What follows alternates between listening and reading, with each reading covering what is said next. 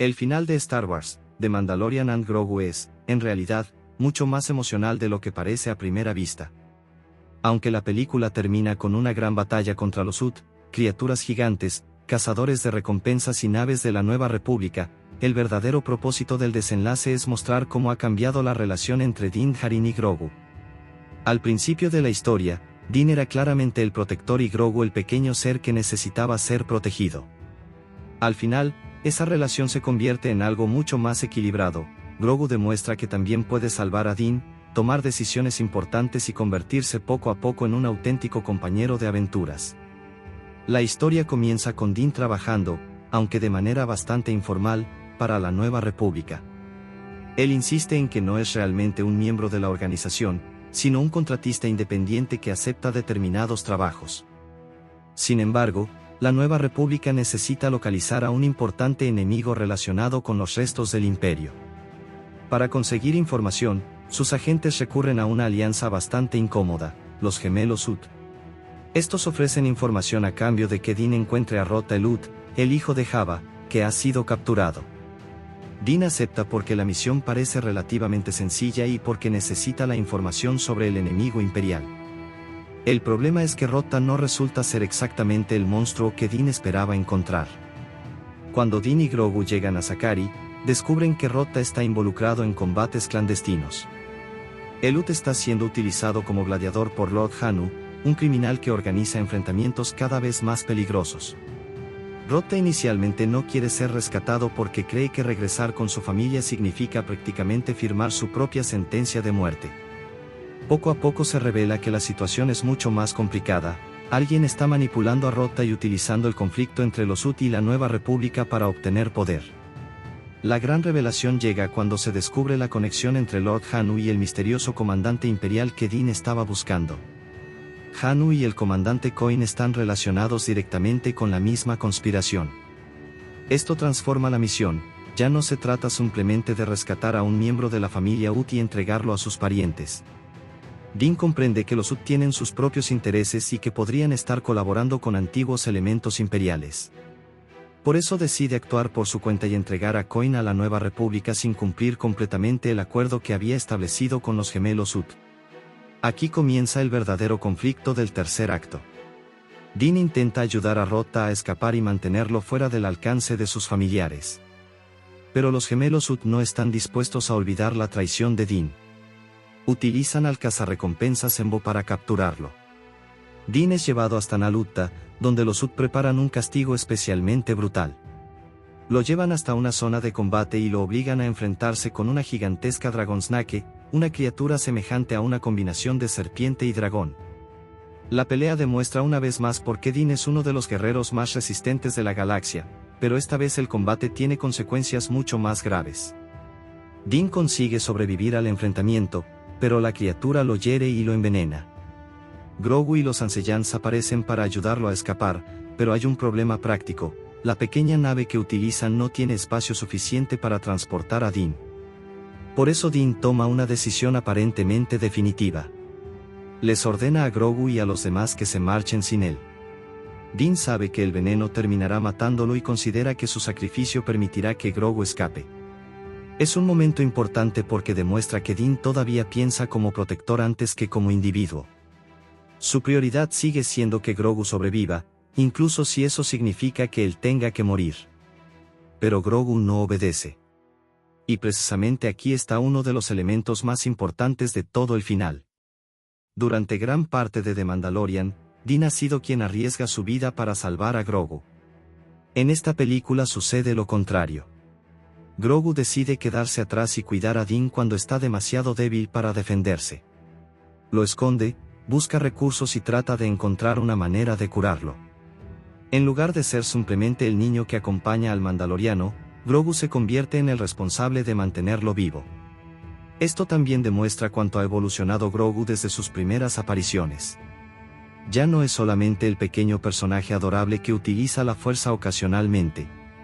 Tiene iniciativa propia y entiende que Din es su familia. No abandona a su padre adoptivo incluso cuando Din le ordena hacerlo. La película utiliza esta parte del argumento para invertir completamente la dinámica original, anteriormente Din protegía a Grogu porque era pequeño e indefenso, ahora Grogu demuestra que también puede proteger a Din cuando éste se encuentra en su momento más vulnerable. Finalmente, Grogu encuentra ayuda para mantener vivo a Din y consigue un remedio para contrarrestar el veneno.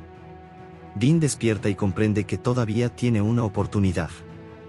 Pero en lugar de intentar simplemente escapar de Nalutta, él y Grogu toman una decisión diferente: regresar al territorio de los Hutt y enfrentarse directamente a ellos. Esto es importante porque Din deja de actuar solamente como alguien que intenta sobrevivir. Decide terminar el problema de una vez para que los Hutt no puedan perseguirlos indefinidamente. Din y Grogu regresan entonces utilizando la nave de Rotta. El objetivo es rescatar al joven Hutt y destruir la amenaza de los gemelos. La batalla final se convierte en una enorme confrontación dentro del Palacio Hutt. Din lucha contra los droides y los enemigos mientras Grogu busca a Rotta. Al mismo tiempo, los propios Hutt terminan quedando atrapados en una situación que ellos mismos habían provocado. Rotta queda en peligro de caer en el mismo lugar donde vive la Dragonsnake. El momento decisivo pertenece nuevamente a Grogu. Cuando Rotta cae, Grogu utiliza la fuerza para salvarlo. Es una escena fundamental porque confirma que Grogu ya puede utilizar sus poderes de una manera mucho más decisiva cuando realmente importa. No utiliza la fuerza simplemente para defenderse o escapar. La emplea para salvar a otra persona. Mientras tanto, los gemelos Hutt terminan cayendo en el territorio de la Dragonsnake. La criatura acaba con ellos, poniendo fin a su amenaza. Embo, por su parte, consigue escapar. Esto es importante porque la película no convierte absolutamente a todos los enemigos en cadáveres. Embo queda vivo, dejando abierta la posibilidad de que pueda regresar en otra historia. Sin embargo, el conflicto principal de la película queda resuelto con la caída de los gemelos y la liberación de Rotta. Después aparece la Nueva República. Las fuerzas de la organización llegan para ayudar a Din, Grogu y Rotta, y se produce una evacuación de Nalutta. La intervención de la Nueva República también confirma algo que la película había estado insinuando durante todo el tiempo: Din está cada vez más conectado con ella, aunque continúe insistiendo en que es un contratista independiente. Su relación con la organización ha cambiado porque ya no es simplemente un cazarrecompensas que trabaja ocasionalmente para ellos. Se ha convertido en alguien en quien la Nueva República puede confiar para realizar misiones importantes. Rotta también experimenta una transformación. Al principio parece simplemente un miembro de la familia Hutt que necesita ser entregado a sus parientes. Sin embargo, durante la aventura demuestra que no quiere convertirse en otro señor criminal como los miembros más violentos de su familia. Su experiencia con Din y Grogu cambia su perspectiva.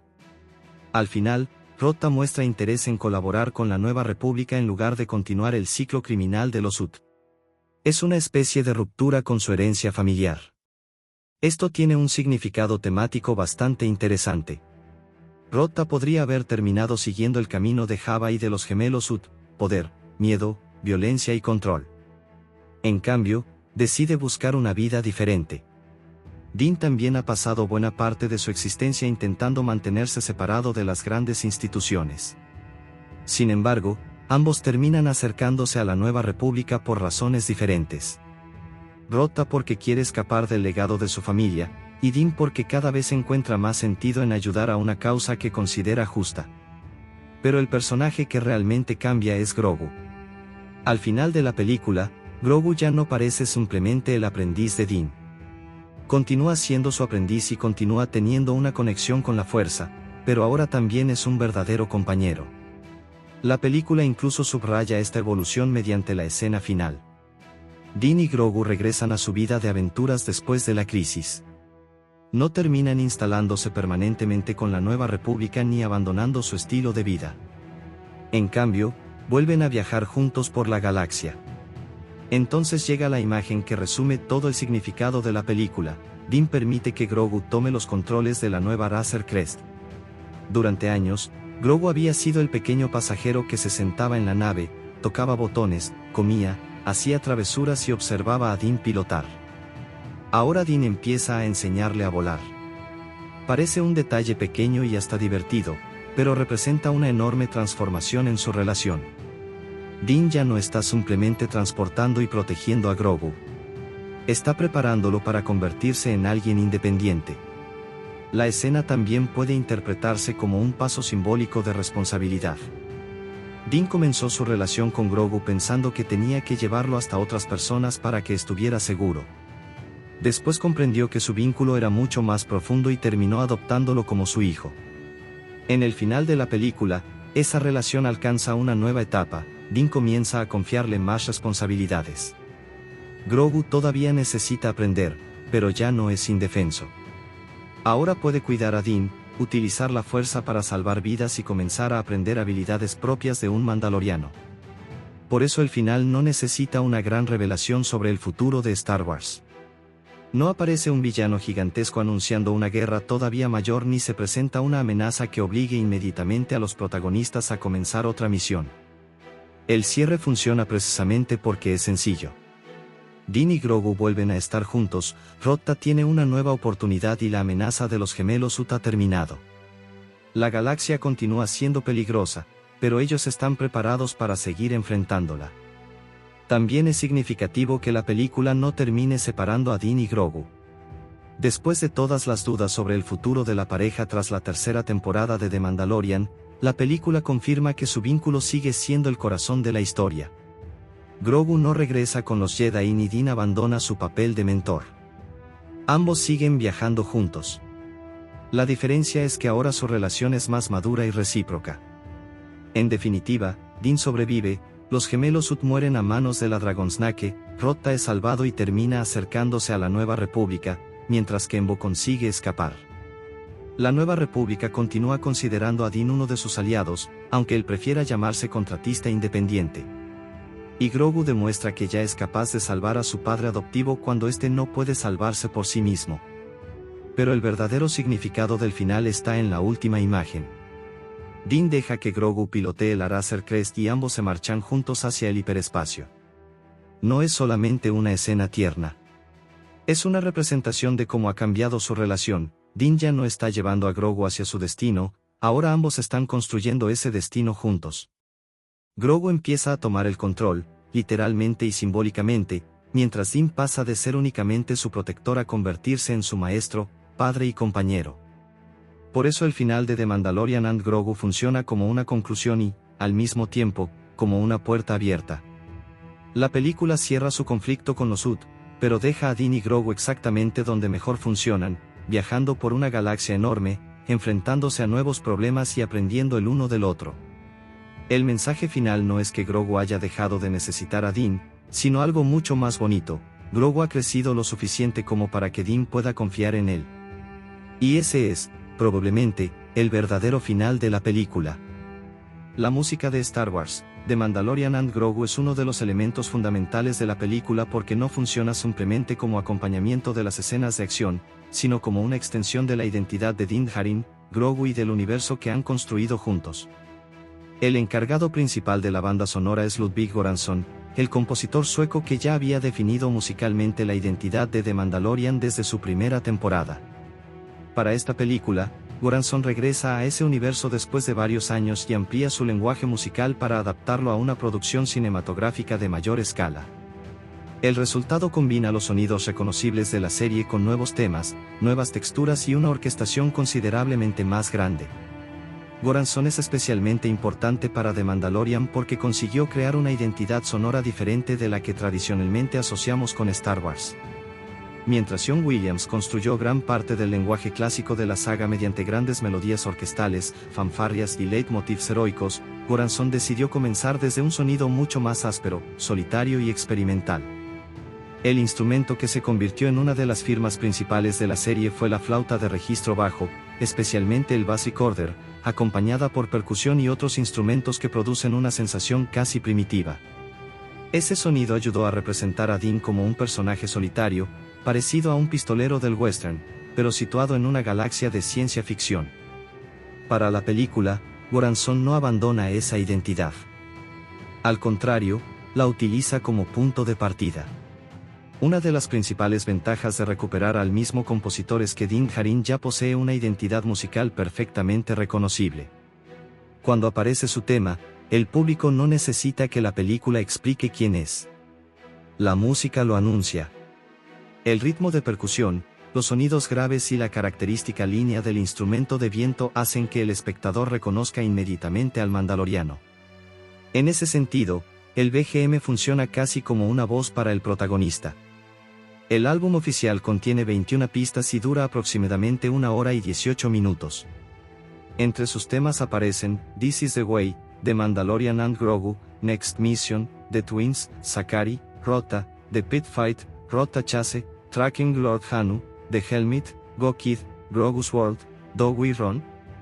Or Do We Fight, All Weapons Hot, y Your Turn, Grogu. La selección demuestra que Goranson no compuso una única melodía repetida durante toda la película. Creó diferentes ambientes musicales para representar personajes, lugares, persecuciones, enfrentamientos y, especialmente, la relación entre Din y Grogu. This Is the Way es especialmente significativo porque utiliza la identidad musical que el público relaciona con la cultura mandaloriana. El propio título conecta directamente con una de las frases más importantes de la filosofía de los mandalorianos. Musicalmente, el concepto representa tradición, disciplina y pertenencia. Din es un personaje que durante mucho tiempo ha definido su vida mediante reglas. Su armadura, su casco, su código y su religión están ligados a una tradición muy antigua. Por eso el tema funciona como una especie de representación sonora de su identidad. Sin embargo, la película también muestra que Din ha cambiado. Ya no es exactamente el mismo guerrero que apareció en la primera temporada de la serie. Ahora tiene una relación mucho más profunda con Grogu y ha empezado a construir una familia. La música refleja esta evolución al combinar los elementos agresivos y solitarios del tema de Din con materiales musicales asociados con Grogu. La banda sonora consigue así expresar una idea importante: Din sigue siendo un mandaloriano, pero ya no está solo. El tema, The Mandalorian and Grogu, representa precisamente esa unión. En lugar de presentar a Din y Grogu como dos personajes completamente independientes, la música los trata como un dúo. El título de la pista es importante porque convierte sus nombres en una sola unidad narrativa. El compositor utiliza la familiaridad del tema de Din, pero la coloca dentro de un contexto más amplio y emocional. La música deja claro que la película no trata únicamente sobre las aventuras de un guerrero mandaloriano, sino sobre la relación entre un padre adoptivo y su hijo. Uno de los mayores cambios respecto a la serie es la escala de la orquesta. Para la película, Goranson utilizó una orquesta de 106 músicos y un coro de 64 personas. Esta ampliación es importante porque una película destinada a las salas de cine necesita un sonido mucho más grande y envolvente. La música de la serie podía ser experimental, íntima y deliberadamente extraña, mientras que la película necesita funcionar también durante grandes secuencias de acción proyectadas en una pantalla enorme. Por eso el compositor conserva los sonidos originales, pero los coloca dentro de una arquitectura musical mucho más amplia. El uso del coro también aporta una dimensión diferente. En Star Wars, las voces corales suelen asociarse con momentos de enorme importancia, misterio o grandeza. Goranson puede utilizar el coro para hacer que determinadas escenas parezcan más míticas sin abandonar completamente el lenguaje musical de The Mandalorian. Esto es especialmente útil porque la historia de Din y Grogu ya se ha convertido en una pequeña leyenda dentro del universo de Star Wars. La música tiene que transmitir que sus aventuras personales ahora poseen una escala cinematográfica. Otra característica importante es que Goranson continúa utilizando instrumentos poco convencionales. El sonido de la flauta grave sigue siendo fundamental. Ese instrumento no tiene la brillantez de una trompeta heroica ni la solemnidad tradicional de una gran sección de cuerdas. Su tono es extraño, oscuro y ligeramente vulnerable. Precisamente por eso funciona tan bien para Din. El mandaloriano puede parecer invencible cuando lleva puesta su armadura, pero musicalmente existe siempre una sensación de aislamiento detrás de esa imagen. Las percusiones también son fundamentales. El ritmo de The Mandalorian siempre ha tenido una relación muy fuerte con la marcha y el movimiento.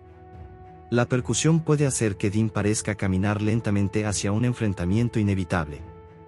Cuando se combina con instrumentos graves y patrones repetitivos, crea una sensación casi hipnótica. En las escenas de acción, estos elementos pueden acelerarse y convertirse en una especie de motor musical que impulsa la imagen. Next Mission representa otro aspecto importante de la banda sonora, la naturaleza aventurera de la película. Din y Grogu son personajes que constantemente pasan de una misión a otra. La música debe transmitir la sensación de que el universo está lleno de lugares desconocidos y problemas inesperados. En vez de utilizar siempre música heroica tradicional, Goranson combina aventura, western, ciencia ficción y percusión contemporánea.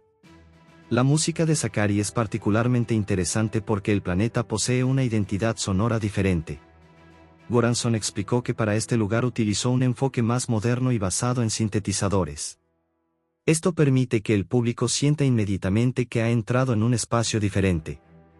El uso de sintetizadores crea una atmósfera urbana, tecnológica y neonizada, muy distinta de los paisajes áridos que normalmente asociamos con Din. La música no solamente acompaña el escenario, ayuda a construirlo. Hugo Durant's Snack Shack es otro ejemplo de la versatilidad del compositor. La pieza tiene un carácter más folclórico y ligero y utiliza una versión diferente del tema principal.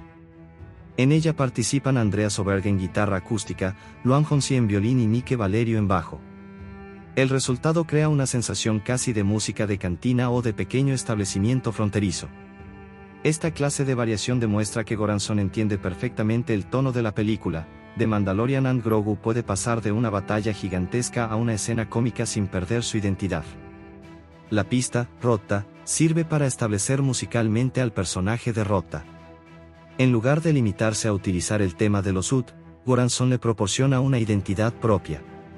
Esto es importante porque Rotta no es simplemente una pieza del conflicto. Es un personaje que atraviesa una transformación durante la película. La música puede presentar inicialmente cierta rareza o comicidad, pero también permite que el público perciba que existe una dimensión más vulnerable detrás de su apariencia. The Pit Fight es uno de los ejemplos más claros del enfoque de acción.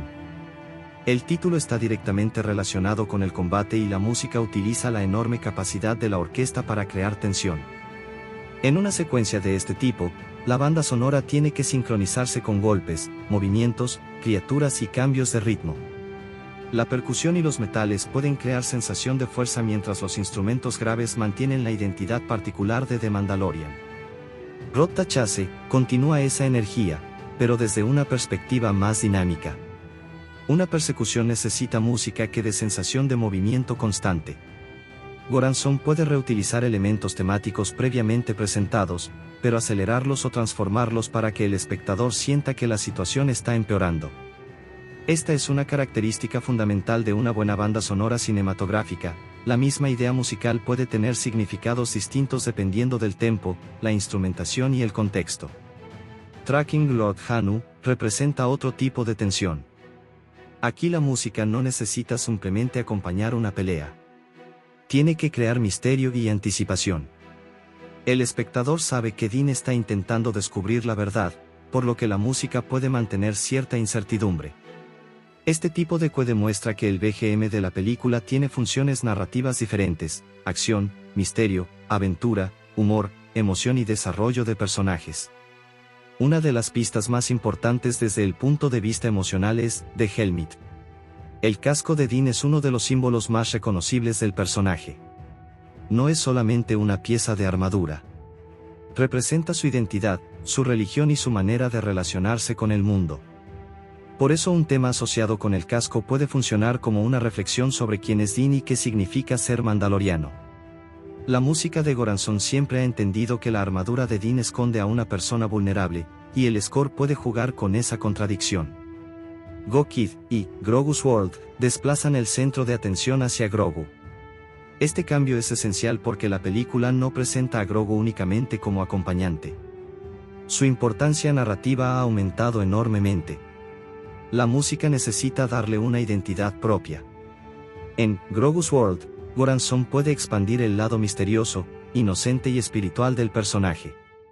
Grogu pertenece a una especie relacionada con la fuerza, y su música tiene que sugerir que existe algo especial en él sin convertirlo necesariamente en un personaje oscuro o solemne. Grogu's World, además, es una pieza extensa dentro del álbum, con una duración de varios minutos. Esto ya indica que Grogu posee suficiente importancia narrativa como para recibir un tratamiento musical amplio. El tema no tiene que competir directamente con el de Din, más bien funciona como complemento. Din representa la armadura, el código y el mundo físico del mandaloriano. Grogu representa la fuerza, la inocencia y un futuro todavía desconocido. Do We Run? Or Do We Fight? Es uno de los títulos que mejor representa el dilema central de la película. La música de esta sección puede combinar tensión y heroísmo porque los personajes tienen que decidir si escapar o enfrentarse al peligro. En las mejores bandas sonoras, la música no solamente describe lo que sucede, también expresa lo que los personajes sienten antes de tomar una decisión. El título mismo sugiere una elección, y la composición funciona como una construcción musical hacia ese momento. Al Weapons Hot lleva la película hacia una escala completamente bélica. Aquí la orquesta grande resulta especialmente útil. Las secciones de metales, percusión y cuerdas pueden combinarse para producir un sonido enorme, adecuado para una batalla de ciencia ficción. Sin embargo, Goranson evita convertir la película en una simple imitación de la música clásica de Star Wars. El ADN de The Mandalorian permanece presente. Red Jame ofrece otro tipo de energía y demuestra que el compositor utiliza también colores electrónicos y texturas modernas. Esta mezcla de orquesta tradicional, percusión, sintetizadores y sonidos experimentales es una de las características que diferencia la música de. Finalmente, Your Turn, Grogu, es probablemente una de las piezas más significativas desde el punto de vista narrativo. El título expresa directamente la transición de responsabilidad entre Din y Grogu. Din ha sido quien toma las decisiones, pilota la nave, combate y protege al pequeño. Pero llega un momento en el que Grogu tiene que actuar por sí mismo. Musicalmente, esto permite que el material asociado con el personaje alcance una importancia mayor.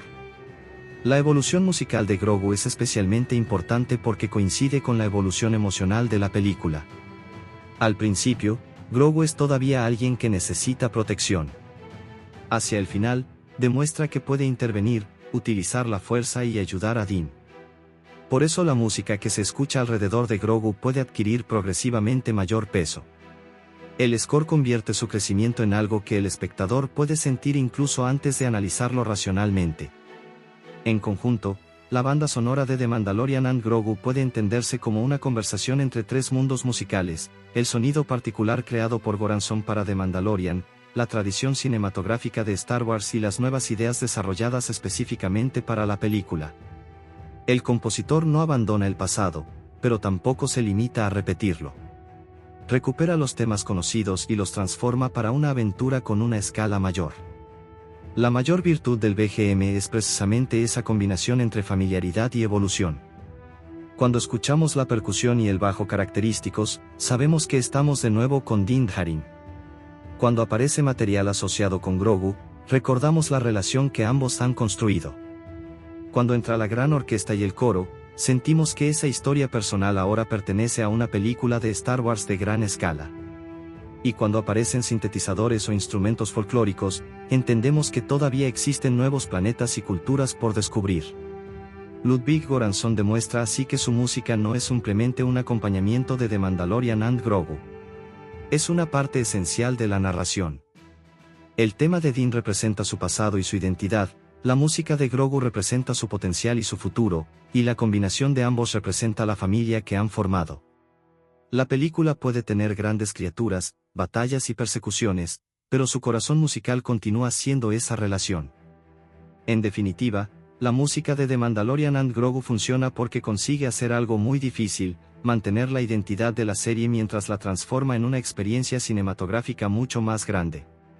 Ludwig Göransson regresa con sus sonidos característicos, pero los expande mediante una orquesta de 106 músicos, un coro de 64 personas, instrumentos de viento graves, percusión, guitarras, cuerdas, sintetizadores y nuevas texturas. El resultado es un score que puede sonar brutal durante una batalla, misterioso durante una investigación, divertido en una escena cotidiana y emocional cuando Din y Grogu están juntos. Más que una colección de temas, el BGM cuenta la evolución de los protagonistas. Din comienza como el guerrero que siempre protege y termina aprendiendo a confiar. Grogu comienza como el pequeño compañero que necesita ayuda y termina demostrando que también puede asumir responsabilidades. La música acompaña exactamente ese cambio. Por eso la última sensación que deja el score no es simplemente épica.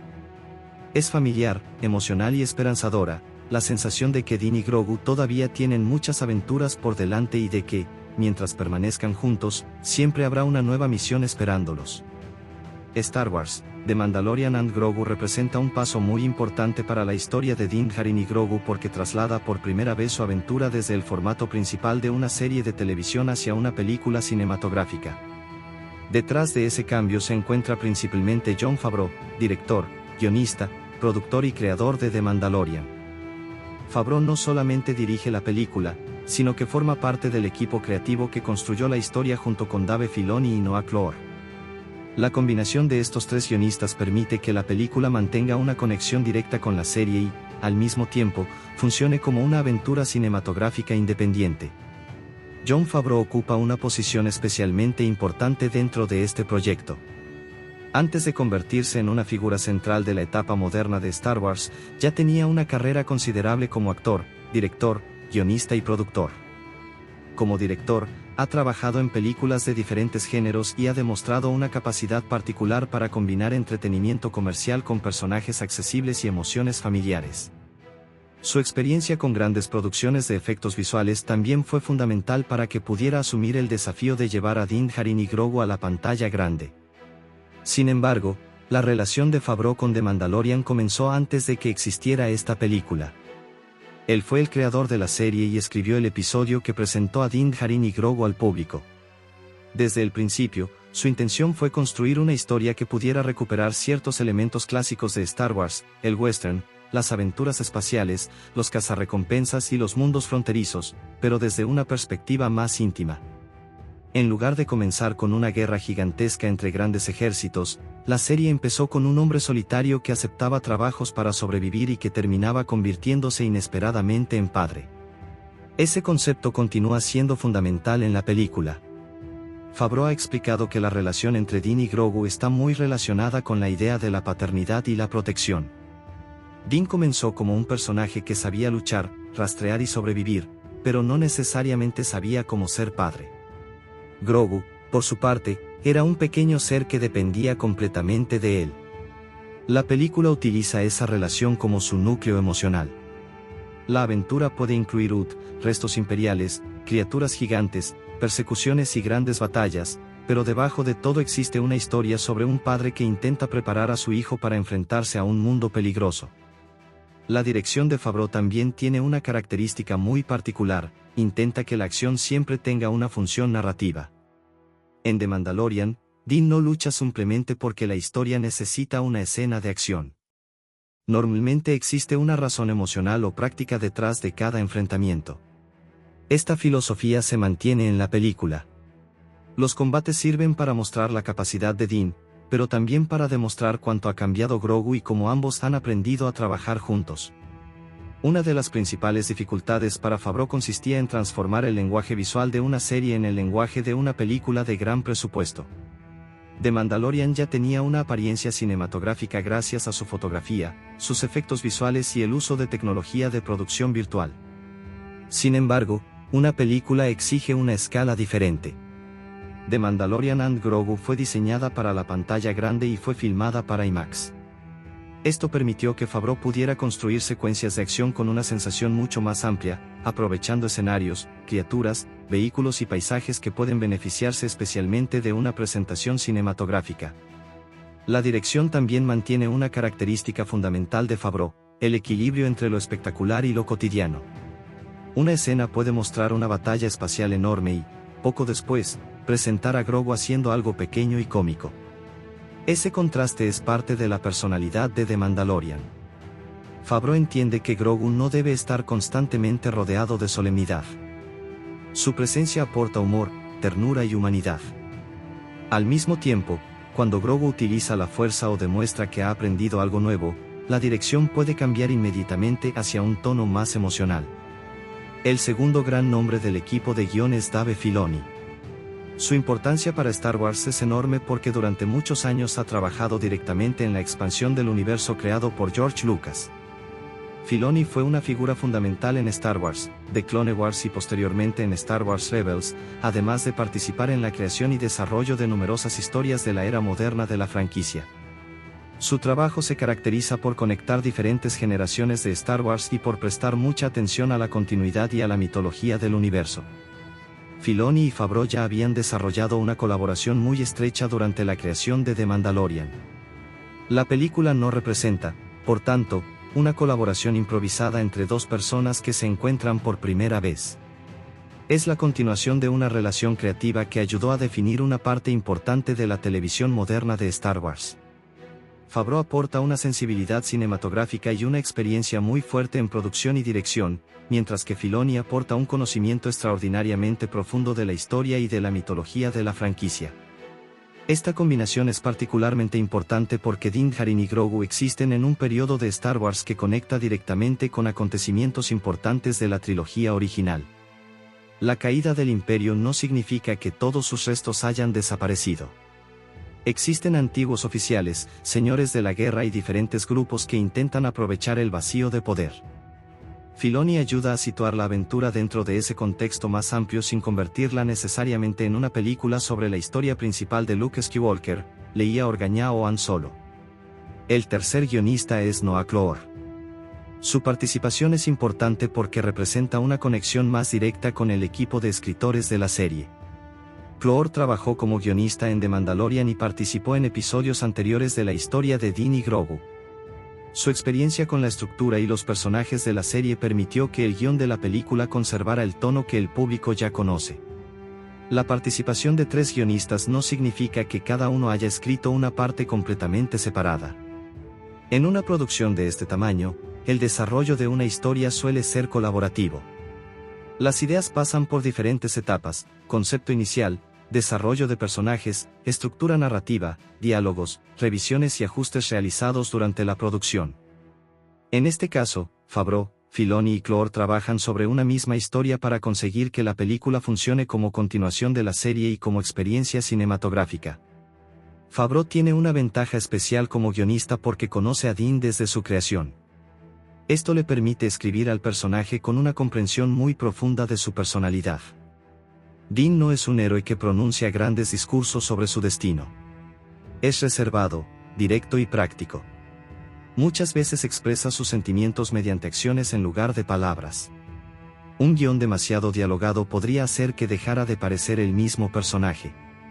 Por eso la historia necesita permitir que Din comunique sus emociones principalmente mediante decisiones. Grogu presenta un desafío todavía mayor. El personaje habla muy poco, por lo que los guionistas tienen que construir su personalidad mediante expresiones, movimientos, gestos y el uso de la fuerza.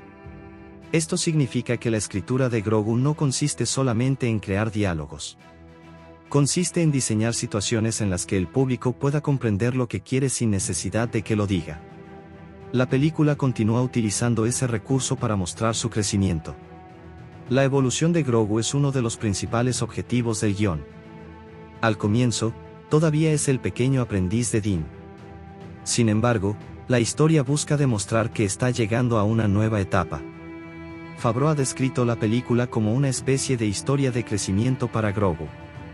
El punto importante es que Din empieza a confiarle más responsabilidades. Esta evolución cambia la relación entre ambos. Grogu deja progresivamente de ser únicamente alguien que necesita protección y comienza a convertirse en alguien que también puede proteger a los demás. Ese cambio explica también el título de la película. Durante años, el proyecto se conocía simplemente como una continuación de The Mandalorian, pero el título de Mandalorian and Grogu pone a ambos personajes al mismo nivel. No se trata exclusivamente de la historia del Mandaloriano acompañado por un personaje secundario. Los dos forman el centro de la película. El título comunica que su relación es la verdadera protagonista. Ese equilibrio es particularmente importante en una franquicia tan grande como Star Wars. El universo tiene décadas de historia, numerosos personajes y diferentes líneas temporales. Favreau y Filoni deben decidir qué elementos son necesarios para esta historia y cuáles pueden quedar fuera. La película se centra principalmente en Din y Grogu y utiliza la situación de la Nueva República y los restos del Imperio como contexto para su misión. Otro aspecto interesante de la escritura es el uso de la familia encontrada. Desde el comienzo de The Mandalorian, Din y Grogu representan la idea de dos individuos que no estaban destinados a convertirse en familia pero terminan encontrándose. Din pertenece a una cultura que concede enorme importancia a la protección de los Foundlings. Grogu, aunque tiene una conexión con los Jedi, también termina formando parte de la vida de Din. El guión aprovecha esa contradicción para explorar qué significa realmente pertenecer a una familia. La película también continúa examinando la identidad mandaloriana. Din ha pasado por diferentes etapas de su relación con el credo. Al principio, las reglas eran prácticamente absolutas para él. Con el tiempo, su relación con Grogu y sus experiencias con otros mandalorianos han demostrado que la identidad puede ser más compleja. Los guionistas utilizan esta evolución para que Din no sea simplemente un guerrero con una armadura, sino una persona que tiene que decidir qué principios quiere transmitir a la siguiente generación. En ese sentido, Grogu funciona como espejo de Din. Din está intentando enseñar a Grogu a sobrevivir, pero Grogu también le enseña a Din a ser más humano. El aprendizaje ocurre en ambas direcciones. Esta idea es esencial para el guión porque evita que la relación parezca unilateral. Din es el maestro, pero no tiene todas las respuestas. Grogu es el aprendiz, pero puede sorprenderlo y cambiar sus decisiones. La dirección de Favreau convierte estas ideas del guión en imágenes. Un gesto de Grogu, una mirada de Din detrás del casco, una pausa antes de entrar en combate o una escena en la que ambos viajan juntos puede transmitir algo que varias líneas de diálogo no conseguirían. Esta es una de las razones por las que el silencio tiene tanta importancia en las historias de The Mandalorian. También es importante destacar la participación de Favreau como productor. No se limitó a dirigir el material que otros habían preparado. Formó parte del desarrollo general de la película junto con Kathleen Kennedy, Dave Filoni y Ian Brice. Esto significa que su influencia se extiende desde la concepción de la historia hasta la producción, la dirección y la presentación final. Dave Filoni también participa como productor, además de guionista. Su papel ayuda a mantener una conexión creativa con el universo general de Star Wars.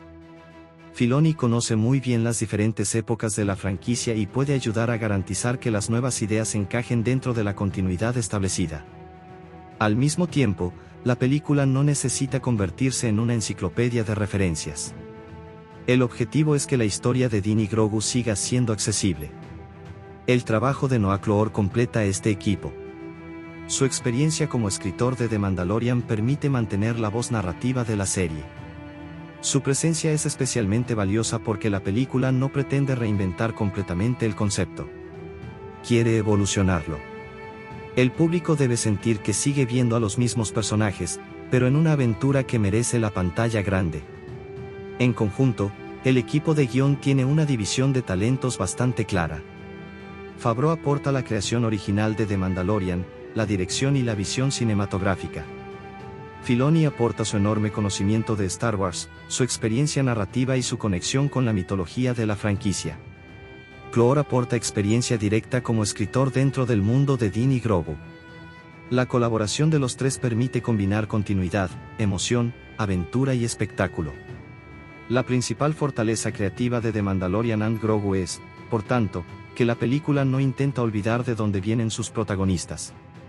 El proyecto podría haberse convertido simplemente en una gran película de acción de Star Wars, pero Favreau y sus colaboradores mantienen en el centro la relación que hizo popular a la serie. Las grandes escenas existen para poner a prueba esa relación y demostrar cuánto han cambiado los personajes. Jon Favreau también comprende que la película debe sentirse como una película de Star Wars sin dejar de sentirse como The Mandalorian. Esa diferencia es fundamental. El universo pertenece a una franquicia mucho más grande, pero la historia tiene una personalidad particular: western espacial, aventura, humor, criaturas extrañas, tecnología futurista y una fuerte dimensión familiar. Finalmente, el trabajo de Favreau, Filoni y Cloor puede resumirse en una idea: la película trata sobre la evolución de una relación. Din comenzó como un cazarrecompensas solitario y Grogu como un pequeño objetivo que debía ser entregado. Con el tiempo se convirtieron en una familia. Ahora, en la película, la pregunta ya no es simplemente si Din puede proteger a Grogu. La pregunta es si puede confiar en él lo suficiente como para dejar que crezca. Por eso la dirección de Jon Favreau y el guión de Favreau, Dave Filoni y Noah Cloor son tan importantes. La espectacularidad de la película puede atraer al público al cine, pero la relación entre Dean y Grogu es lo que le da sentido. Favreau dirige la aventura con una sensibilidad que combina acción, humor y emoción. Filoni mantiene la conexión con la gran mitología de Star Wars, y Cloor contribuye con la experiencia adquirida dentro de la propia serie. El resultado es una película que funciona como una continuación natural de The Mandalorian, pero también como una nueva etapa para sus protagonistas. Dean ya no es simplemente el hombre que viaja solo con un objetivo. Grogu ya no es simplemente el pequeño pasajero que necesita ser protegido. Los dos han evolucionado, y el trabajo de los guionistas consiste precisamente en convertir esa evolución personal en el corazón de una aventura cinematográfica mucho más grande. En definitiva, si hay que señalar a la figura creativa central de The Mandalorian and Grogu, esa persona es Jon Favreau. Él creó The Mandalorian, dirige la película, participa en el guión y forma parte de su producción. Su mayor logro es conseguir que el salto de Disney a los cines no destruya la esencia de la historia. The Mandalorian and Grogu puede ser más grande, más espectacular y más ambiciosa que la serie, pero su núcleo sigue siendo sencillo: un mandaloriano, un pequeño ser sensible a la fuerza y el vínculo familiar que ambos han construido mientras recorren una galaxia peligrosa. Esa combinación es precisamente lo que hace que la película se sienta como una auténtica evolución de The Mandalorian y no simplemente como un producto separado con sus mismos personajes. ChatGPT Said.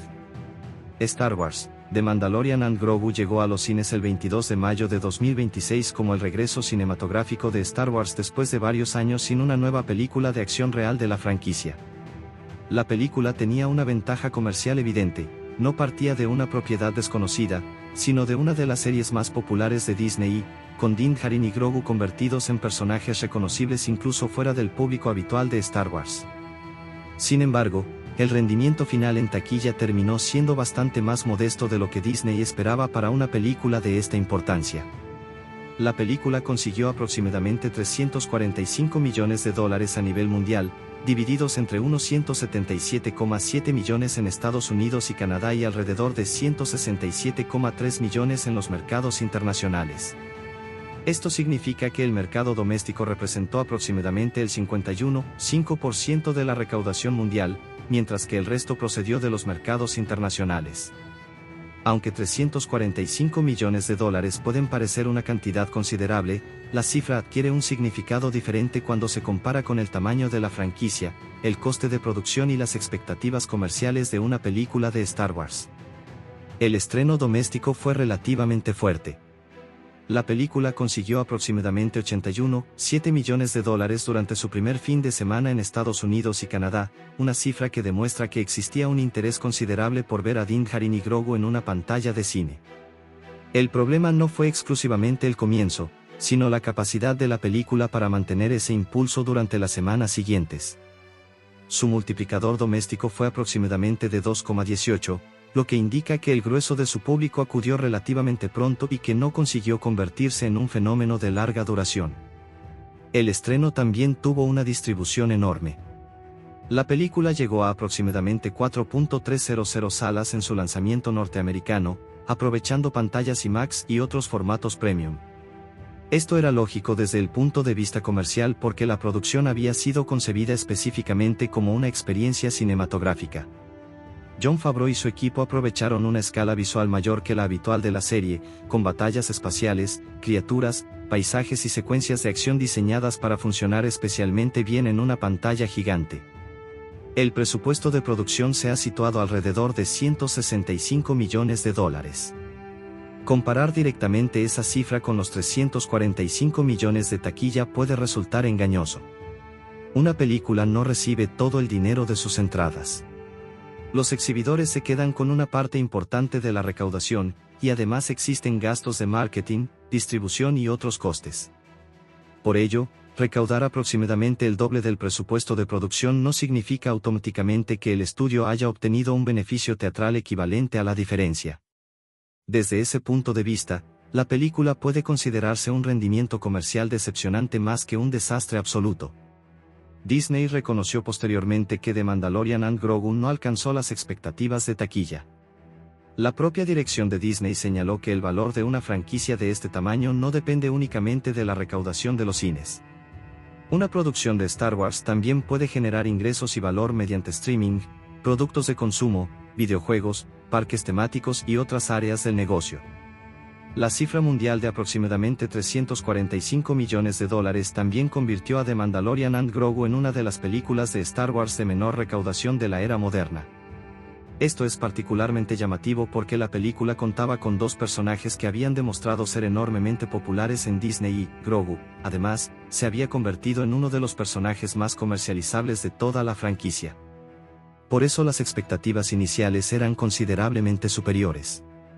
Una posible explicación es que el salto de una serie de streaming a una película no garantiza automáticamente que toda la audiencia televisiva vaya al cine. Durante años, los espectadores pudieron seguir las aventuras de Din y Grogu desde casa. La naturaleza de Disney creó una relación diferente entre el público y la propiedad. Para algunos espectadores, The Mandalorian era principalmente una experiencia de televisión, y convertir esa historia en una cita cinematográfica requería un compromiso mayor: comprar entradas, desplazarse hasta un cine y dedicar más de 2 horas a la película. Otro factor fue que la historia no dependía de una amenaza relacionada directamente con los personajes más importantes de la saga Skywalker. The Mandalorian and Grogu es una aventura relativamente independiente. Eso tiene una ventaja, porque permite que nuevos espectadores puedan entrar sin conocer toda la continuidad de Star Wars. Pero también puede reducir el sentido de acontecimiento que tradicionalmente acompaña a una película de la saga principal. La estrategia de hacer una película independiente tenía, sin embargo, un objetivo comercial claro. Favreau y Lucasfilm querían que el público que nunca había seguido completamente la serie pudiera comprender la historia. Din Djarin y Grogu son personajes suficientemente populares para sostener una película, pero el proyecto no exige necesariamente que el espectador conozca cada detalle de las temporadas anteriores. Esa accesibilidad puede ser beneficiosa a largo plazo, especialmente cuando la película pasa a plataformas domésticas. El mercado internacional ofreció una contribución importante, aunque tampoco convirtió la película en un gran fenómeno global. Entre los mercados extranjeros destacados se encontraron Japón, Reino Unido, Alemania, Francia, China y Australia. Japón terminó siendo uno de los territorios internacionales más importantes, con una recaudación cercana a los $22,6 millones. Reino Unido aportó aproximadamente 21,1 millones, Alemania alrededor de 19,1 millones, Francia unos 11,7 millones y China cerca de 13,9 millones. En España, la película consiguió aproximadamente $5,9 millones, mientras que India aportó alrededor de $444,000. Estas cifras muestran que la recepción comercial fue muy diferente dependiendo del territorio. La popularidad de Star Wars no es idéntica en todos los mercados y, además, las producciones derivadas de la franquicia pueden tener una dependencia mayor del público estadounidense y de los mercados occidentales. Desde el punto de vista del rendimiento semanal, el comportamiento de la película explica mejor la sensación de decepción que el número mundial por sí solo. Un estreno de más de $80 millones en Norteamérica indicaba que había un grupo considerable de seguidores dispuesto a acudir inmediatamente. Sin embargo, la caída posterior mostró que la película no consiguió generar el mismo nivel de conversación y repetición que los mayores éxitos cinematográficos de Star Wars. La situación es interesante porque la marca de Mandalorian seguía teniendo una enorme presencia cultural. El problema parece haber sido convertir esa popularidad de streaming en un evento teatral masivo. La película no fue rechazada de manera absoluta por el público, consiguió cientos de millones de dólares y encontró espectadores en numerosos países. Pero tampoco alcanzó la escala de un gran fenómeno cinematográfico de Disney. El lanzamiento doméstico adquiere, por ello, una importancia especial. Disney puso la película a disposición para compra digital el 21 de julio de 2026, aproximadamente 2 meses después de su estreno cinematográfico. La disponibilidad digital llegó a través de plataformas de venta como Amazon Prime Video, Apple TV y Fandango, entre otras. El precio habitual anunciado para el mercado estadounidense fue de aproximadamente $29,99 para comprarla en UHD y $24,99 para alquilarla, aunque los precios pueden variar según plataforma y territorio. El paso a formato digital permitió a Disney ampliar considerablemente la audiencia de la película. Una persona que no acudió al cine podía finalmente verla desde casa, y los seguidores de la serie tenían la posibilidad de conservarla en su biblioteca digital. Además, el lanzamiento digital no se presentó como una simple copia de la película, incluía material adicional para los aficionados interesados en conocer cómo se realizó la producción. Uno de los contenidos adicionales principales es Crafting the Mandalorian and Grogu, un documental o featurette centrado en el proceso de creación de la película. Este material permite observar el trabajo realizado detrás de las cámaras con marionetas, miniaturas, efectos visuales, diseño de sonido y criaturas. Es especialmente interesante en una producción como esta porque The Mandalorian ha desarrollado una reputación muy fuerte por combinar efectos digitales con técnicas prácticas. Otro contenido adicional es Biomes, From Snow to Swamp, que se concentra en la creación de nuevos mundos y ambientes. La película necesitaba ampliar el universo visual de la serie y presentar lugares que parecieran suficientemente grandes y cinematográficos. Este material muestra cómo el equipo de producción construyó esos escenarios y cómo se desarrolló la apariencia de los diferentes entornos. También está Welcome to Sakari, centrado en la construcción de la ciudad de Sakari. La pieza muestra el trabajo de fabricación necesario para convertir un concepto artístico en un escenario completo. Esto resulta especialmente relevante porque Sakari es uno de los lugares nuevos introducidos por la película y su diseño ayuda a diferenciarla visualmente de los planetas que ya conocíamos de la serie. Un cuarto featurette es The Harik for Real, que explora la creación física de las criaturas relacionadas con el famoso juego de The Harik, el ajedrez holográfico que los espectadores conocen desde la película original de 1977. Llevar esta idea a una producción de mayor escala permite mostrar cómo un pequeño detalle clásico de Star Wars puede transformarse en algo mucho más elaborado para una película moderna.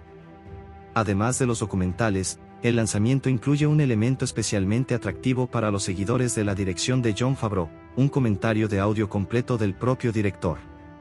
Este tipo de contenido tiene un valor especial para los aficionados porque permite volver a ver la película mientras Favreau explica decisiones relacionadas con escenas, personajes, producción y efectos. El lanzamiento físico está programado para el 25 de agosto de 2026, con versiones en 4K Ultra HD, Blu-ray y DVD.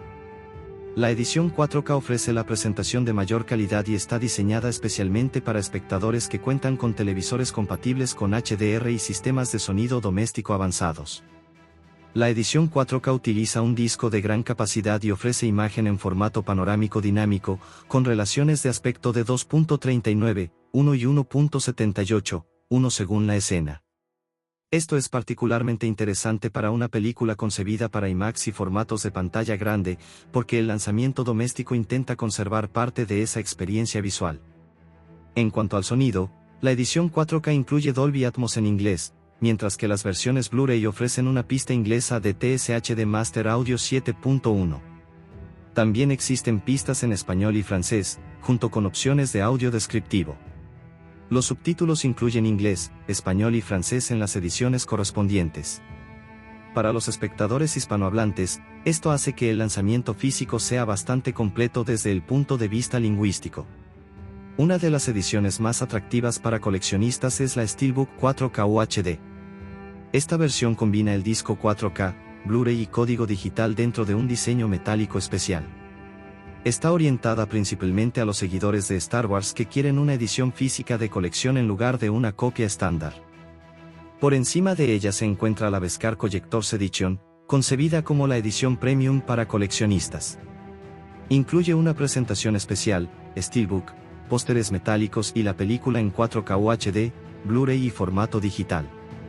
El concepto de Beskar encaja naturalmente con la estética de Din Djarin y convierte el propio lanzamiento doméstico en un objeto de colección relacionado directamente con el mundo mandaloriano.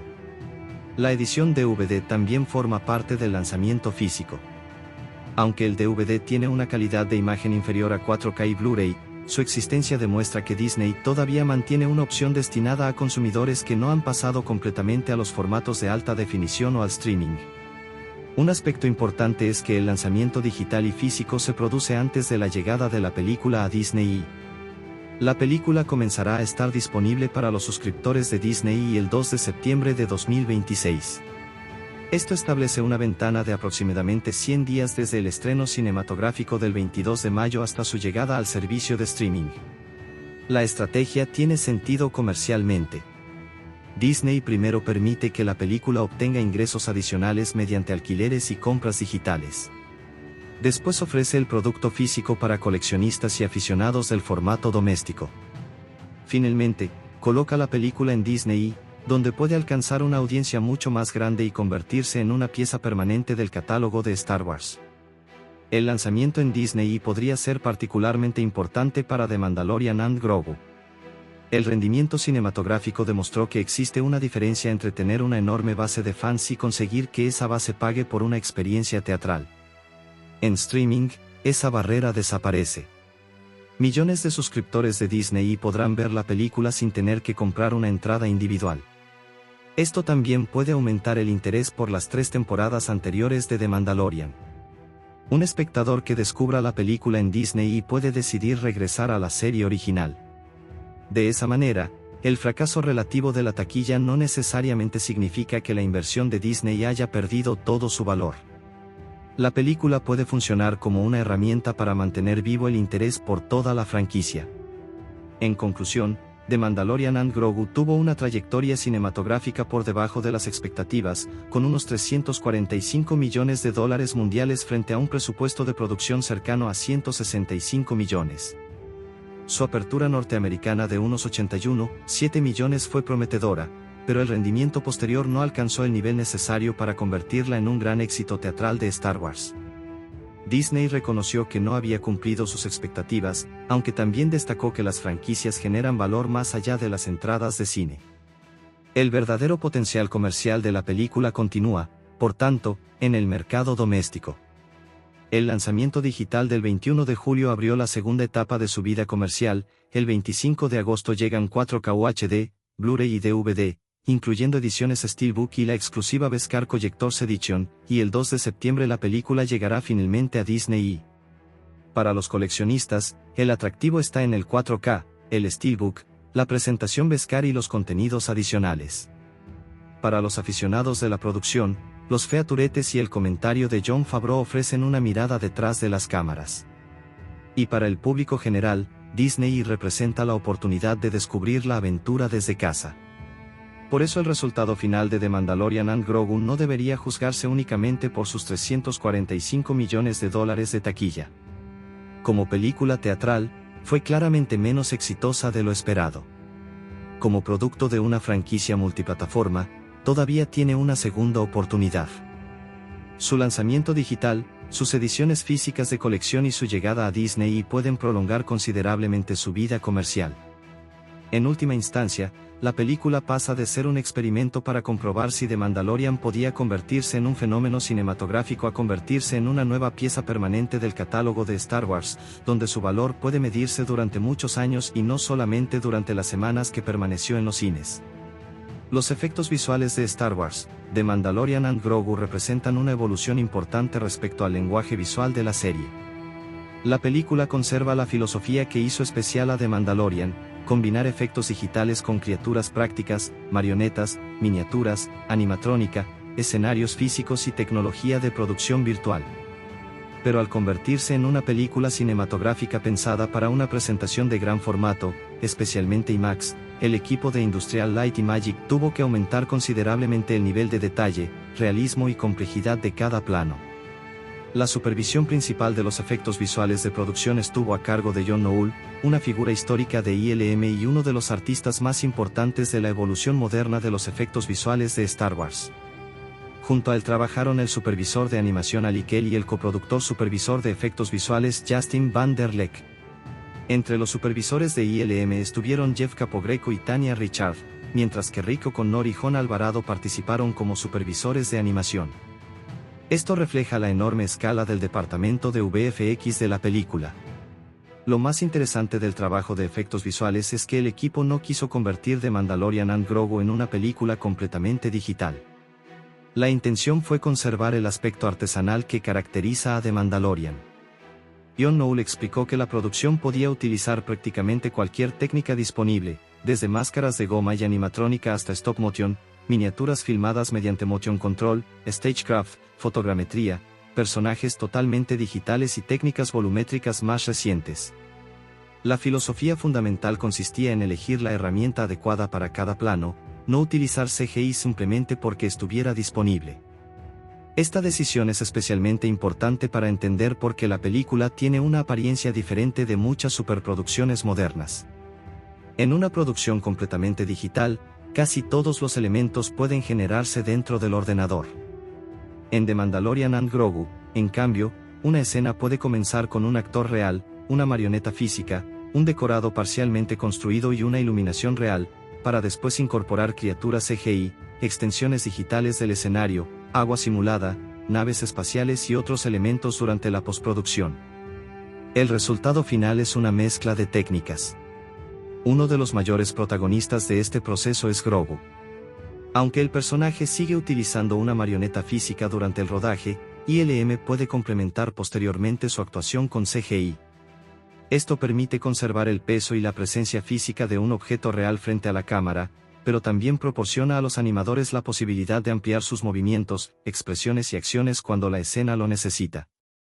El equipo de marionetistas de Grogu continuó trabajando directamente durante el rodaje. La dirección trató a Grogu como si fuera un actor más. Jon Favreau dirigía la marioneta y el equipo sabía qué responsabilidades tenía cada persona. En determinadas escenas también aparecen los ancellans, y podía haber hasta 25 marionetistas trabajando simultáneamente para manejar a los diferentes personajes. Después, ILM podía modificar o ampliar las imágenes para conseguir la versión definitiva. Esta combinación es fundamental para el realismo de Grogu.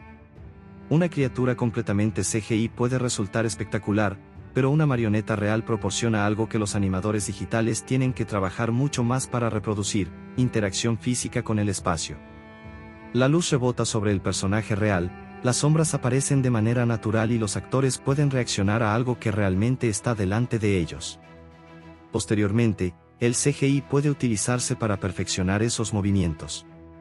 La película también utiliza una gran cantidad de personajes digitales completamente sintéticos.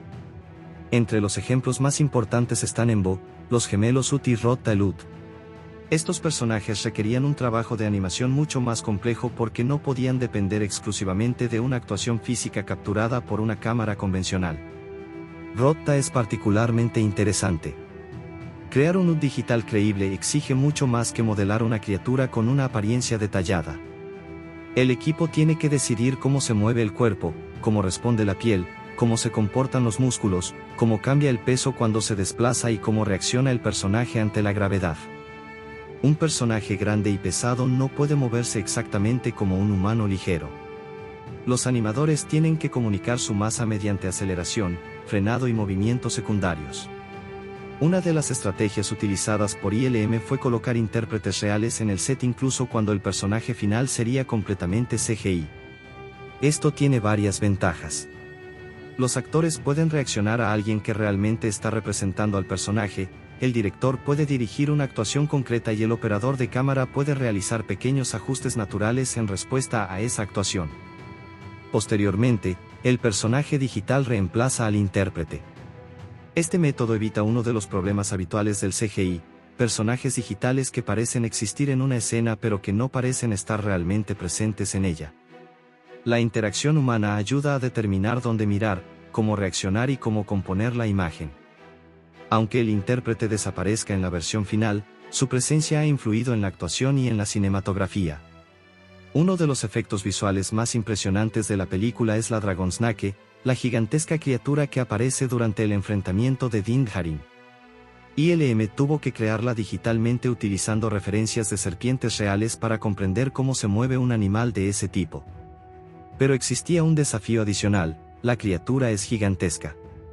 Una serpiente de escala enorme no puede simplemente animarse como una serpiente pequeña ampliada. Los animadores estudiaron el comportamiento de serpientes reales y también el movimiento de criaturas grandes para encontrar un equilibrio entre agilidad y masa.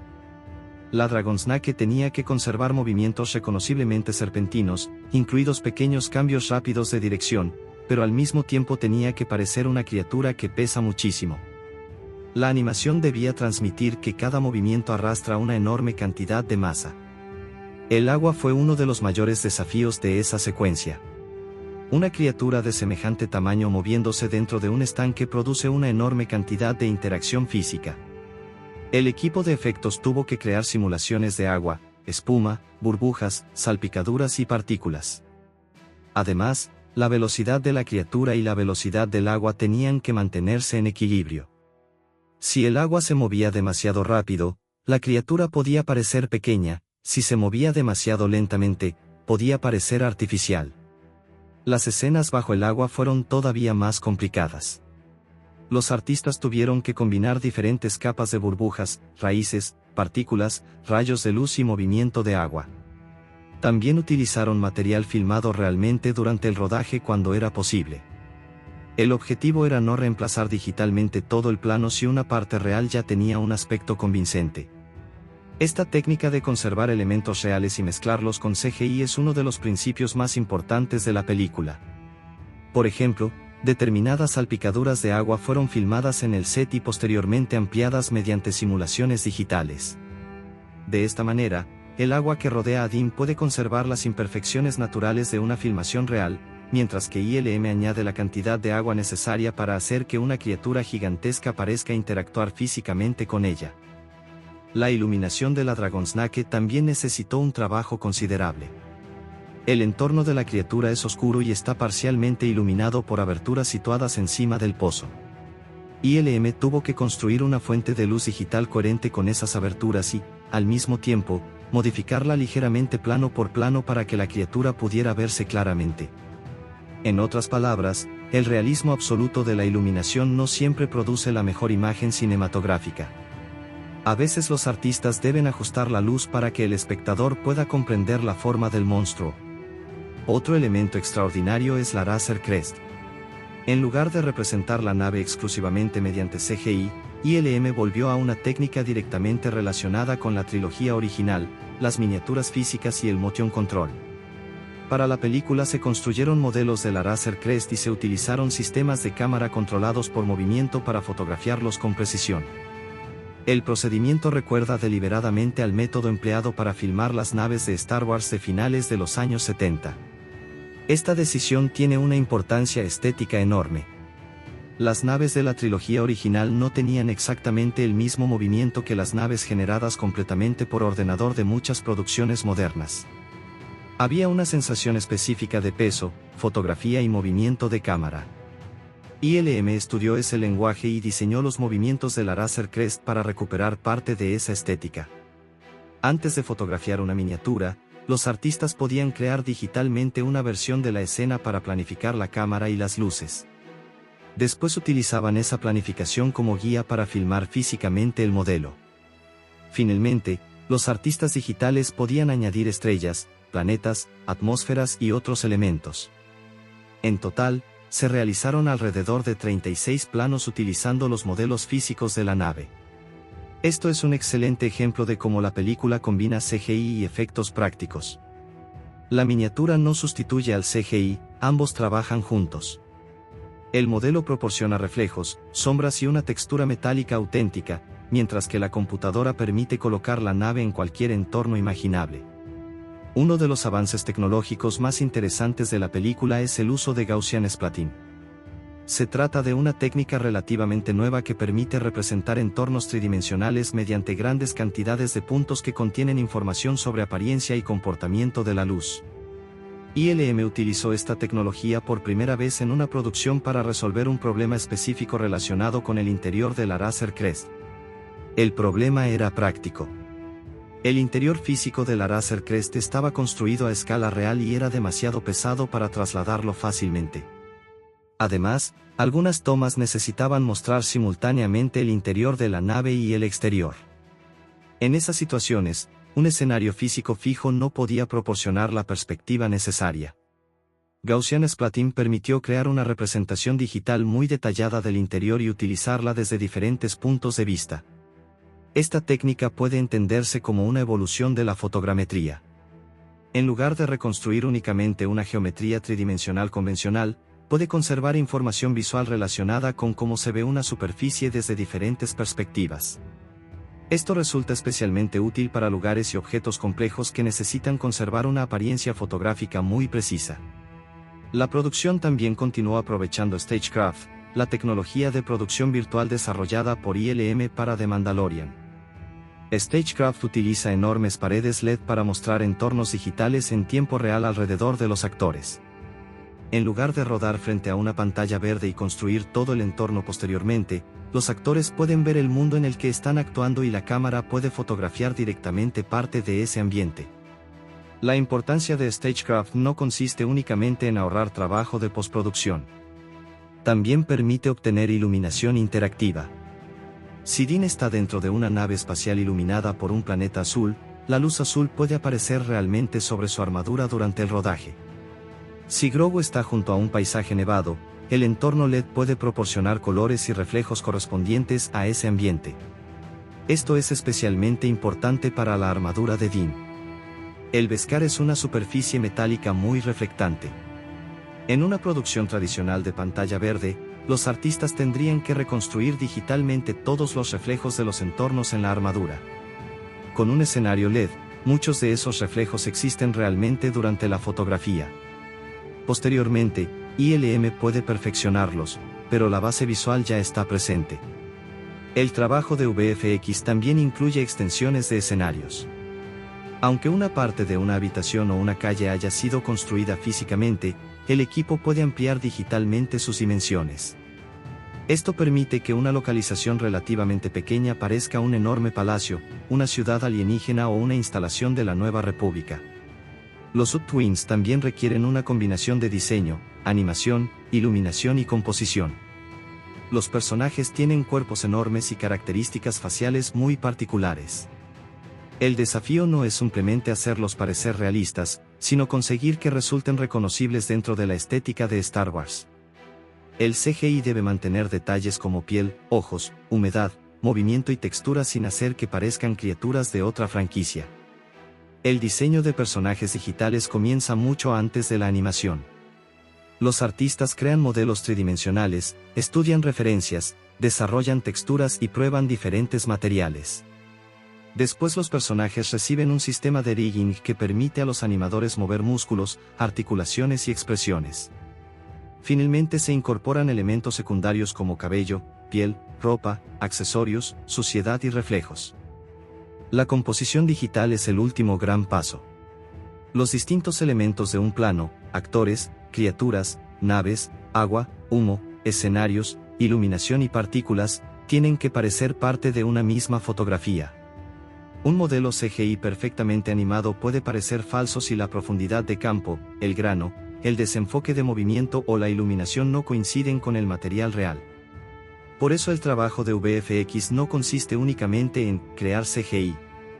En muchas escenas, el trabajo más difícil consiste en hacer que el CGI desaparezca. Cuando la Dragonsnake parece estar realmente dentro del agua, cuando Grogu parece tocar físicamente un objeto o cuando una nave miniatura parece volar sobre un planeta, el objetivo final es que el espectador deje de pensar en la tecnología. La filosofía de ILM en esta película puede resumirse como lo práctico cuando lo práctico funciona, CGI cuando el CGI es necesario y una combinación de ambos cuando la escena lo exige. Esa filosofía conecta directamente con la tradición de Star Wars. La trilogía original utilizó miniaturas, maquetas, matte paintings, animatrónica y trucos fotográficos porque esas eran las herramientas disponibles. La película de 2026 puede utilizar tecnologías digitales extremadamente avanzadas, pero decide conservar la misma mentalidad artesanal. Esto explica por qué la película puede incluir simultáneamente una marioneta de Grogu, una miniatura física de la Razor Crest, una criatura completamente digital, escenarios LED, simulaciones de agua y técnicas avanzadas como Gaussian Splatting. No existe una única solución para todos los problemas visuales. La gran diferencia respecto a las primeras temporadas de The Mandalorian es la escala. La serie ya había revolucionado la producción televisiva mediante Stagecraft y una mezcla de efectos prácticos y digitales. La película toma ese lenguaje y lo amplía para una experiencia cinematográfica. El objetivo no era simplemente hacer más CGI, sino hacer que cada plano pudiera resistir el escrutinio de una pantalla enorme. En conclusión, los VFX de Star Wars, The Mandalorian and Grogu representan una combinación muy consciente entre tradición y tecnología. ILM utiliza CGI avanzado para personajes como Rota, Embo, los gemelos Ut y la Dragonsnake, animación sofisticada para las criaturas, simulaciones digitales para agua y partículas, Stagecraft para entornos virtuales, Gaussian Splatting para determinadas necesidades de captura y reconstrucción, y técnicas clásicas de miniaturas y motion control para la Razor Crest. La película demuestra que el futuro de los efectos visuales de Star Wars no necesariamente consiste en abandonar los métodos antiguos. Al contrario, parece consistir en combinarlos con las tecnologías modernas. Una marioneta puede convivir con CGI. Una miniatura puede convivir con un entorno digital. Una toma real de agua puede combinarse con una simulación. Un escenario físico puede ampliarse mediante efectos digitales. Y una técnica moderna como Gaussian Splatting puede solucionar un problema que anteriormente habría requerido un proceso mucho más complicado. El resultado es un estilo visual que intenta conservar la sensación tangible de The Mandalorian mientras aprovecha las posibilidades de una película de gran presupuesto. ChatGPT Seth. Los efectos visuales de Star Wars, The Mandalorian and Grogu representan una evolución importante respecto al lenguaje visual de la serie. La película conserva la filosofía que hizo especial a The Mandalorian, combinar efectos digitales con criaturas prácticas, marionetas, miniaturas, animatrónica, escenarios físicos y tecnología de producción virtual. Pero al convertirse en una película cinematográfica pensada para una presentación de gran formato, especialmente IMAX, el equipo de Industrial Light y Magic tuvo que aumentar considerablemente el nivel de detalle, realismo y complejidad de cada plano. La supervisión principal de los efectos visuales de producción estuvo a cargo de John Knoll, una figura histórica de ILM y uno de los artistas más importantes de la evolución moderna de los efectos visuales de Star Wars. Junto a él trabajaron el supervisor de animación Ali Kelly y el coproductor supervisor de efectos visuales Justin Van der Leck. Entre los supervisores de ILM estuvieron Jeff Capogreco y Tania Richard, mientras que Rick O'Connor y Jon Alvarado participaron como supervisores de animación. Esto refleja la enorme escala del departamento de VFX de la película. Lo más interesante del trabajo de efectos visuales es que el equipo no quiso convertir The Mandalorian and Grogu en una película completamente digital. La intención fue conservar el aspecto artesanal que caracteriza a The Mandalorian. John Knoll explicó que la producción podía utilizar prácticamente cualquier técnica disponible, desde máscaras de goma y animatrónica hasta stop motion, miniaturas filmadas mediante motion control, stagecraft, fotogrametría, personajes totalmente digitales y técnicas volumétricas más recientes. La filosofía fundamental consistía en elegir la herramienta adecuada para cada plano, no utilizar CGI simplemente porque estuviera disponible. Esta decisión es especialmente importante para entender por qué la película tiene una apariencia diferente de muchas superproducciones modernas. En una producción completamente digital, casi todos los elementos pueden generarse dentro del ordenador.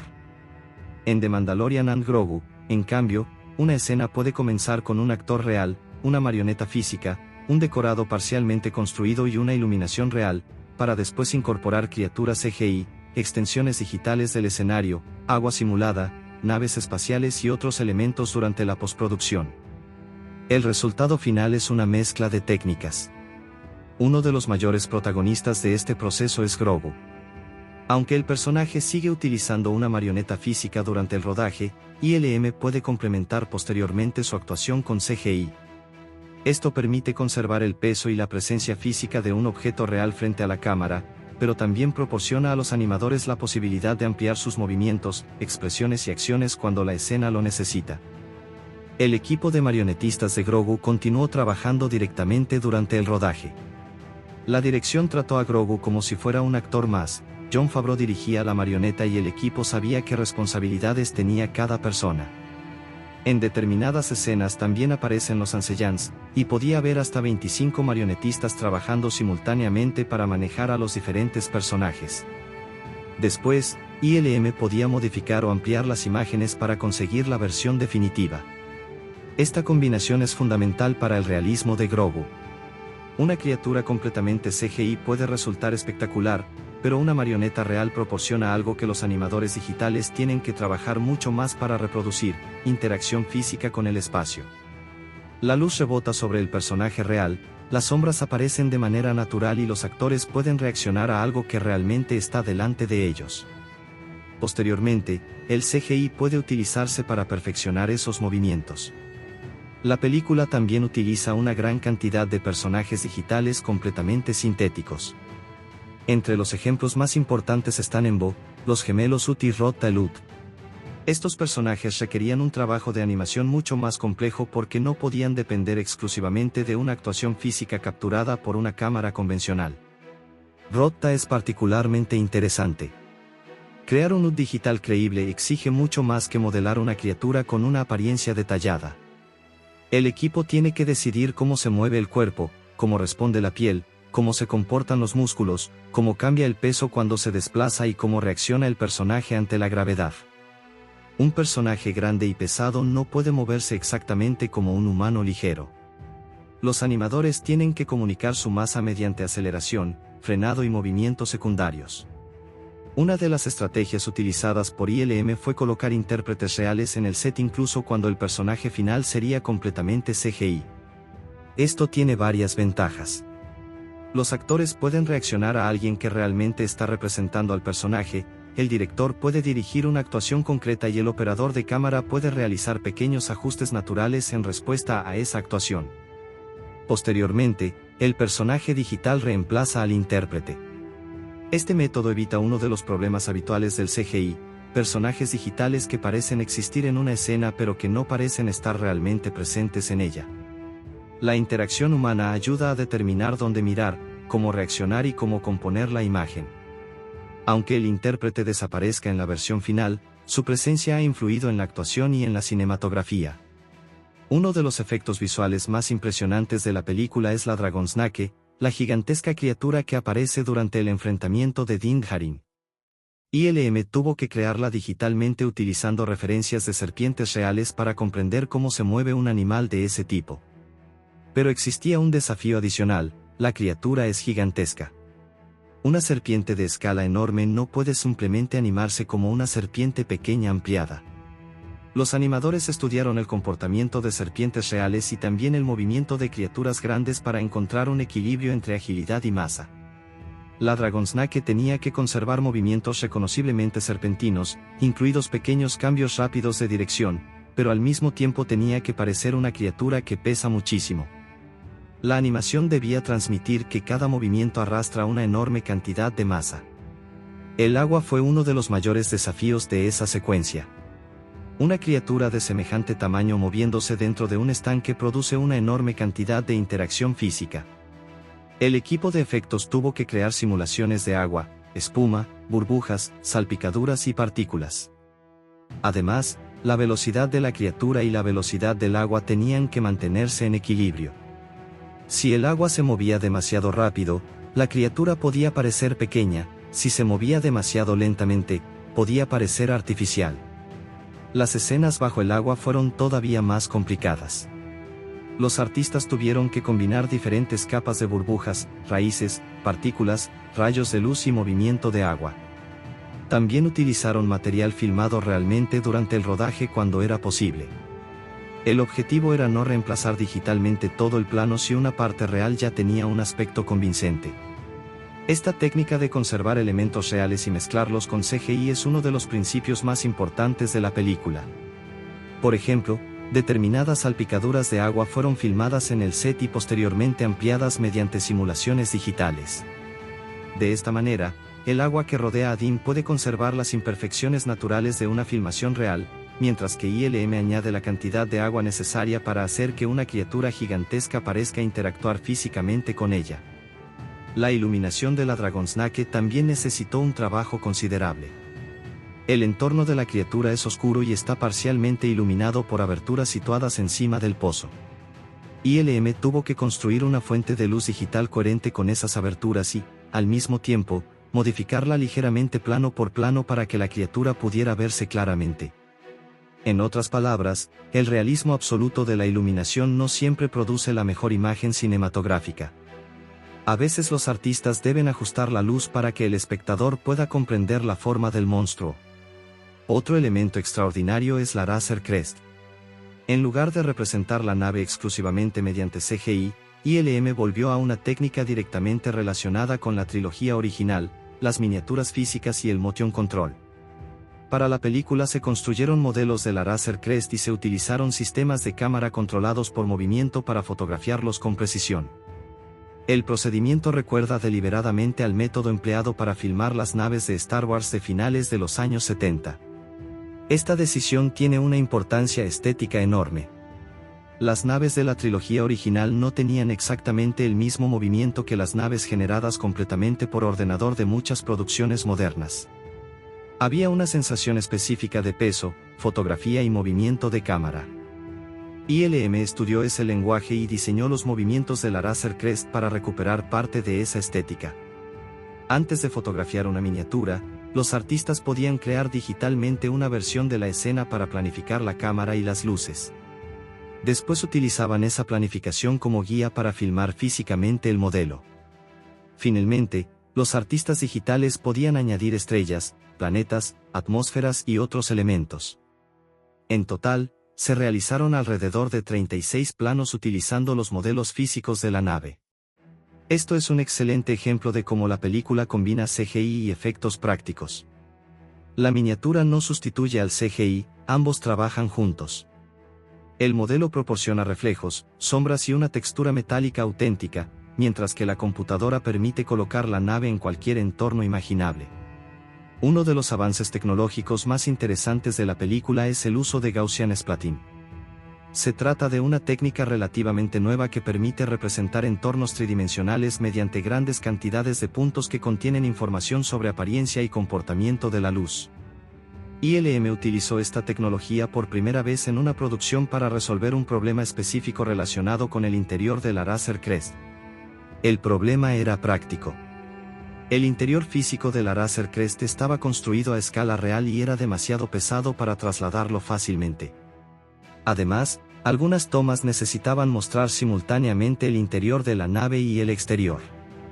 En esas situaciones, un escenario físico fijo no podía proporcionar la perspectiva necesaria. Gaussian Splatting permitió crear una representación digital muy detallada del interior y utilizarla desde diferentes puntos de vista. Esta técnica puede entenderse como una evolución de la fotogrametría. En lugar de reconstruir únicamente una geometría tridimensional convencional, puede conservar información visual relacionada con cómo se ve una superficie desde diferentes perspectivas. Esto resulta especialmente útil para lugares y objetos complejos que necesitan conservar una apariencia fotográfica muy precisa. La producción también continuó aprovechando Stagecraft, la tecnología de producción virtual desarrollada por ILM para The Mandalorian. Stagecraft utiliza enormes paredes LED para mostrar entornos digitales en tiempo real alrededor de los actores. En lugar de rodar frente a una pantalla verde y construir todo el entorno posteriormente, los actores pueden ver el mundo en el que están actuando y la cámara puede fotografiar directamente parte de ese ambiente. La importancia de Stagecraft no consiste únicamente en ahorrar trabajo de postproducción. También permite obtener iluminación interactiva. Si Dean está dentro de una nave espacial iluminada por un planeta azul, la luz azul puede aparecer realmente sobre su armadura durante el rodaje. Si Grogu está junto a un paisaje nevado, el entorno LED puede proporcionar colores y reflejos correspondientes a ese ambiente. Esto es especialmente importante para la armadura de Dean. El Beskar es una superficie metálica muy reflectante. En una producción tradicional de pantalla verde, los artistas tendrían que reconstruir digitalmente todos los reflejos de los entornos en la armadura. Con un escenario LED, muchos de esos reflejos existen realmente durante la fotografía. Posteriormente, ILM puede perfeccionarlos, pero la base visual ya está presente. El trabajo de VFX también incluye extensiones de escenarios. Aunque una parte de una habitación o una calle haya sido construida físicamente, el equipo puede ampliar digitalmente sus dimensiones. Esto permite que una localización relativamente pequeña parezca un enorme palacio, una ciudad alienígena o una instalación de la Nueva República. Los Twins también requieren una combinación de diseño, animación, iluminación y composición. Los personajes tienen cuerpos enormes y características faciales muy particulares. El desafío no es simplemente hacerlos parecer realistas, sino conseguir que resulten reconocibles dentro de la estética de Star Wars. El CGI debe mantener detalles como piel, ojos, humedad, movimiento y textura sin hacer que parezcan criaturas de otra franquicia. El diseño de personajes digitales comienza mucho antes de la animación. Los artistas crean modelos tridimensionales, estudian referencias, desarrollan texturas y prueban diferentes materiales. Después los personajes reciben un sistema de rigging que permite a los animadores mover músculos, articulaciones y expresiones. Finalmente se incorporan elementos secundarios como cabello, piel, ropa, accesorios, suciedad y reflejos. La composición digital es el último gran paso. Los distintos elementos de un plano, actores, criaturas, naves, agua, humo, escenarios, iluminación y partículas, tienen que parecer parte de una misma fotografía. Un modelo CGI perfectamente animado puede parecer falso si la profundidad de campo, el grano, el desenfoque de movimiento o la iluminación no coinciden con el material real. Por eso el trabajo de VFX no consiste únicamente en crear CGI. En muchas escenas, el trabajo más difícil consiste en hacer que el CGI desaparezca. Cuando la Dragonsnake parece estar realmente dentro del agua, cuando Grogu parece tocar físicamente un objeto o cuando una nave miniatura parece volar sobre un planeta, el objetivo final es que el espectador deje de pensar en la tecnología. La filosofía de ILM en esta película puede resumirse como lo práctico cuando lo práctico funciona, CGI cuando el CGI es necesario y una combinación de ambos cuando la escena lo exige. Esa filosofía conecta directamente con la tradición de Star Wars. La trilogía original utilizó miniaturas, maquetas, matte paintings, animatrónica y trucos fotográficos porque esas eran las herramientas disponibles. La película de 2026 puede utilizar tecnologías digitales extremadamente avanzadas, pero decide conservar la misma mentalidad artesanal. Esto explica por qué la película puede incluir simultáneamente una marioneta de Grogu, una miniatura física de la Razor Crest, una criatura completamente digital, escenarios LED, simulaciones de agua y técnicas avanzadas como Gaussian Splatting. No existe una única solución para todos los problemas visuales.